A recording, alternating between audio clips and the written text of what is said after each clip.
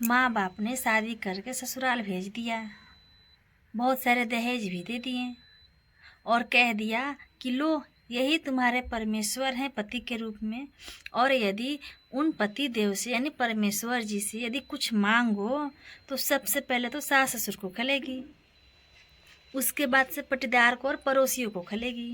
बताओ फिर, पूजा करने के लिए परमेश्वर हैं और कुछ लेने देने के लिए पति हैं?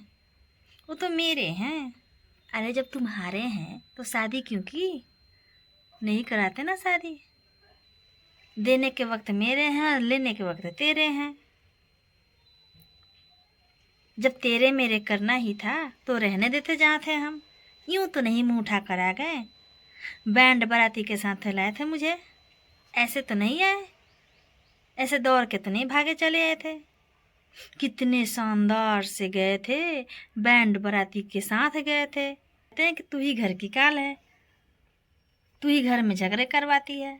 यदि मैं ही काल हूँ तो काल को तो ऐसे नहीं बुलाए हो, बहुत प्यार से बुलाए हो, हल्दी लगाए हो, बहुत सारे रस्में किए हैं, बैंड बाराती के साथ गए हो, बुला कर लाए हो, तब तो वही काल आई है, ऐसे तो नहीं काल आ गई है। काल